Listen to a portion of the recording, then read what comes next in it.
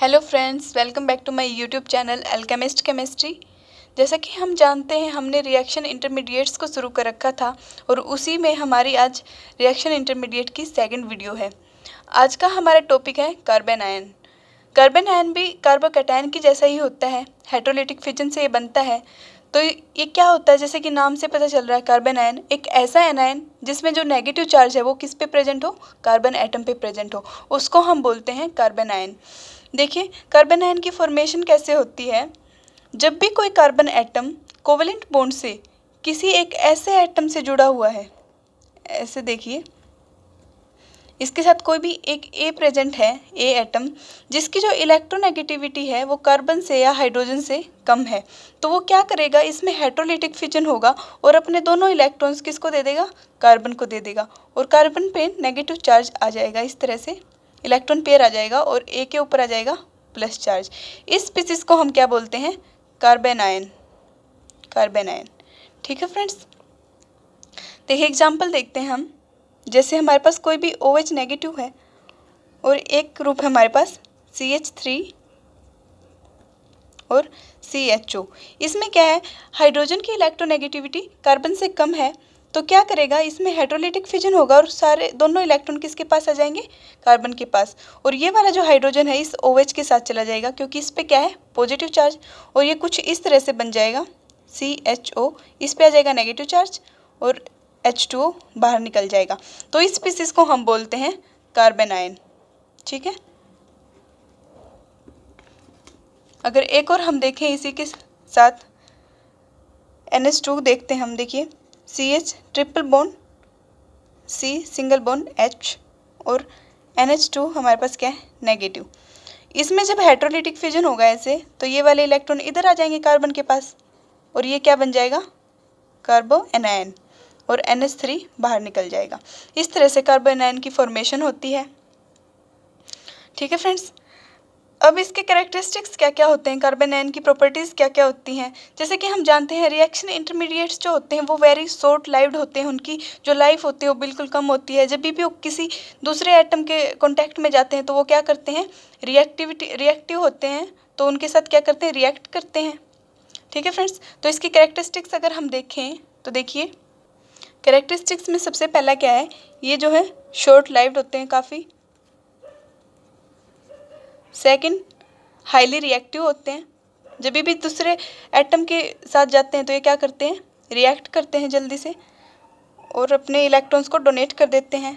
Unstable होते हैं, highly unstable. देखिए इसमें इलेक्ट्रॉन्स कितने होते हैं, जैसे कोई भी कार्बन आयन है इस तरह से, इसके पास क्या है, एक लोन पेयर है, तो इसने क्या कर रखे हैं, 3 सिग्मा बॉन्ड बना रखे हैं।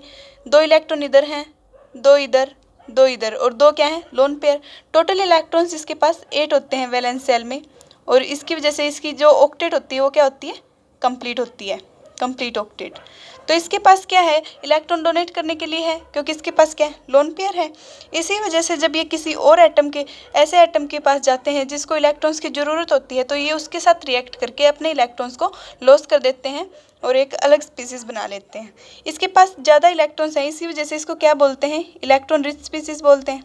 और जैसा कि हम जानते हैं ऑर्गेनिक केमिस्ट्री में इलेक्ट्रॉन रिच स्पीसीज को हम क्या बोलते हैं, न्यूक्लियोफाइल। क्या बोलते हैं, न्यूक्लियोफाइल। और न्यूक्लियोफाइल क्या होते हैं, न्यूक्लियस लवर। क्या मतलब है इसका, कि इसके पास ज़्यादा इलेक्ट्रॉन्स है, इसको क्या होता है, पॉजिटिव चार्ज से लव होता है, मतलब ये पॉजिटिव चार्ज को अपनी तरफ क्या करते हैं, अट्रैक्ट करते हैं इसको, इसलिए हम क्या बोलते हैं, न्यूक्लियस लवर। और इसी की वजह से ये क्या होता है, हाईली रिएक्टिव होता है। अगर इसकी हाइब्रिडाइजेशन स्टेट हम देखें तो वो क्या होती है, इधर इसने क्या बना रखे थे, 3 सिग्मा बॉन्ड बना रखे, 3 सिग्मा बॉन्ड, और एक क्या है इसके पास, लोन पेयर। तो इसकी हाइब्रिडाइजेशन क्या होगी, sp3।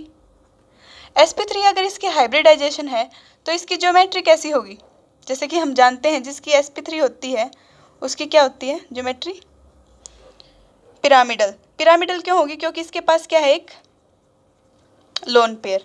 देखिए अगर इससे हम रिलेट करें अमोनिया को, अमोनिया में क्या होता है, अमोनिया के पास भी एक लोन पेयर होता है और 3 सिग्मा बॉन्ड होते हैं, तो उसकी जो ज्योमेट्री है कुछ इस तरह की होती है।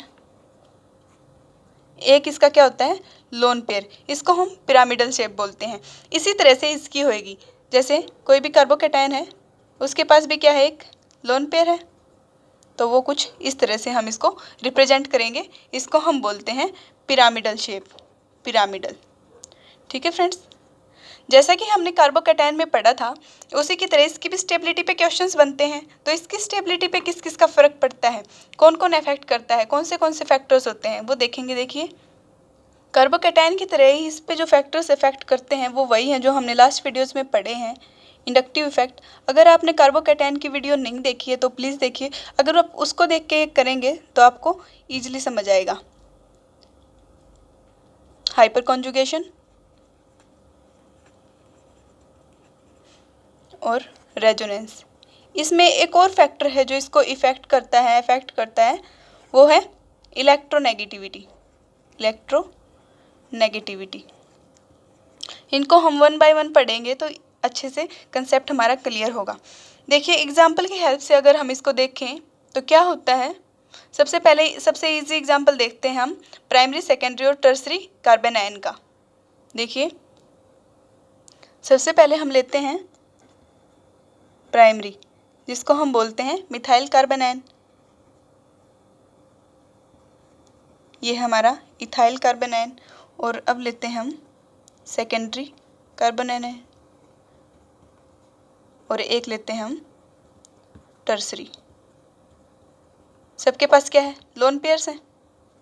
ठीक है फ्रेंड्स, तो इसमें अगर हम देखें तो क्या क्या देखेंगे, inductive effect, hyper conjugation, resonance, electronegativity, इनमें से देखेंगे। सबसे पहली बात, जो कार्बन एनायंस होते हैं इनमें क्या होता है, हाइपर कॉन्जुगेशन नहीं होता। क्यों नहीं होता, क्योंकि देखो हमने कार्बोकैटायन में क्या पढ़ा था, इस तरह से कोई स्पीसीज होती थी CH2 पॉजिटिव और CH3। तो इसमें क्या होता था, जो ये हाइड्रोजन्स होते थे, अल्फा हाइड्रोजन्स, ये अपना बॉन्ड तोड़ के इधर भेजते थे और अपने आप को क्या कर लेते थे, पॉजिटिव चार्ज बन जाता था इस तरह से, क्योंकि इसको ज़रूरत होती थी। लेकिन कार्बन आयंस में क्या होता है, पहले से नेगेटिव चार्ज है, उसके पास पहले से ज़्यादा इलेक्ट्रॉन है, उनको तो इलेक्ट्रॉन की ज़रूरत है नहीं, तो इसलिए इसमें क्या होता है, हाइपर कॉन्जुगेशन नहीं होता। हाइपर कॉन्जुगेशन सिर्फ बेंजीन रिंग में देखते हैं। जैसे अगर कोई बेंजीन कार्बोकैटायन हमारे पास है और इसके साथ अगर एक और मिथाइल ग्रुप लगा हुआ है तो उसमें हम क्या देखेंगे, हाइपर कॉन्जुगेशन देखेंगे कि इसमें 3 अल्फा हाइड्रोजन्स प्रेजेंट है इस तरह से। ठीक है फ्रेंड्स, तो इस एग्जाम्पल में देखिए, इंडक्टिव इफेक्ट अगर हम देखें तो इसमें क्या है, प्लस आई दिख रहा है, ये क्या करेगा, इलेक्ट्रॉन्स इसके पास भेजेगा। और जैसा कि हम जानते हैं इसके पास इलेक्ट्रॉन पहले से ज़्यादा है, नेगेटिव चार्ज है। अगर ये प्लस आई इफेक्ट देगा तो क्या होगा, नेगेटिव चार्ज इंक्रीज होगा और स्टेबिलिटी क्या होगी, डिक्रीज होगी। जब जब नेगेटिव चार्ज बढ़ेगा तब तब स्टेबिलिटी क्या होगी, कम होगी। तो इसमें तो और ज़्यादा है, 3 तरफ से दिखाई दे रहा है, तो इसमें भी नेगेटिव चार्ज इंक्रीज होगा और स्टेबिलिटी कम होगी। इसी तरह से इसमें भी स्टेबिलिटी डिक्रीज होगी और प्लस आई इफेक्ट है, इस वजह से नेगेटिव चार्ज इंक्रीज होगा। जबकि ये क्या है, न्यूट्रल है, इसमें कुछ नहीं हो रहा। तो सबसे ज़्यादा स्टेबल कौन है इसमें, प्राइमरी, उसके बाद ये वाला, उसके बाद ये, क्योंकि इसमें 2 तरफ से लग रहा है और इसमें 3 तरफ से। तो जैसा कि हम देख रहे हैं कार्बोकैटायन में क्या था, सबसे ज़्यादा स्टेबल बनता था टर्सरी, सेकेंडरी और फिर प्राइमरी। लेकिन इसमें क्या है, बिल्कुल उल्टा है, ये वाला इसमें यूज़ नहीं होगा। इसमें क्या होगा, सबसे ज़्यादा स्टेबल है प्राइमरी, उसके बाद सेकेंडरी और लास्ट में टर्सरी। इस तरह से इसमें इसकी स्टेबिलिटी देखेंगे। अगर फिनाइल ग्रुप लगा के हम देखें बेंजीन रिंग के साथ, देखिए कार्बन आयन के साथ हम अगर टर्सरी फिनाइल ग्रुप लगाएं तो इस तरह से स्ट्रक्चर बनेगा, एक इधर और इस पे लोन पेयर। इसी तरह से सेकेंडरी अगर हम देखें, इसको हम पहले वाले से बिल्कुल रिलेट नहीं करेंगे, ये उसका अपोजिट है। और हम देखें प्राइमरी, देखिए इसमें हम देखेंगे रेजोनेंस, कि रेजोनेटिंग स्ट्रक्चर्स कितने बन रहे हैं। जितना ज़्यादा नेगेटिव चार्ज डिस्पर्स होगा उतनी ही ज़्यादा क्या होगी, स्टेबिलिटी बनेगी। अगर इसमें हम देखें तो ये वाला क्या जाएगा, बॉन्ड इधर चला जाएगा और नेगेटिव चार्ज कहाँ आएगा, इधर, फिर इधर आएगा और फिर इधर। इस तरह से इसमें कितने रेजोनेटिंग स्ट्रक्चर्स बनेंगे, 10 बनेंगे, 10 रेजोनेटिंग स्ट्रक्चर्स। रेजोनेटिंग स्ट्रक्चर्स अगर आपको नहीं बनाने आते हैं तो आप रेजोनेंस स्ट्रक्चर्स वाली वीडियो ज़रूर देखिए, उसके बाद आपको ईजिली समझ आएगा कि कैसे बनता है। इसमें कितने बनेंगे? 7 रेजोनेटिंग स्ट्रक्चर्स बनेंगे, और जबकि इसमें बनेंगे 4 रेजोनेटिंग स्ट्रक्चर्स। देखिए चार्ज कहाँ कहाँ डिस्ट्रीब्यूट हो रहा है, एक इधर एक इधर एक इधर, ऐसे ऐसे करके इसमें बहुत जगह चार्ज डिस्ट्रीब्यूशन हो रहा है। जितना ज़्यादा चार्ज डिस्ट्रीब्यूशन होगा, जितना ज़्यादा चार्ज डिस्ट्रीब्यूशन होगा उतनी ही क्या होगी, उसकी स्टेबिलिटी बनेगी, उतनी ही ज़्यादा स्टेबिलिटी होगी। ठीक है, तो इसको हम पहले वाले से रिलेट नहीं करेंगे कि प्राइमरी ज़्यादा स्टेबल होता है फिर सेकेंडरी। इसमें ये टर्सरी वाला ज़्यादा स्टेबल है, उसके बाद सेकेंडरी और उसके बाद प्राइमरी। ठीक है फ्रेंड्स, देखिए रेजोनेटिंग स्ट्रक्चर से रिलेटेड एक और एग्जांपल अगर हम देखें, एक बेंजीन रिंग ले ली हमने जिसके साथ अटैच्ड है CH2 कार्बन आयन इस तरह से, और एक हमने ले लिया CH2 double bond CH2 carbon ion.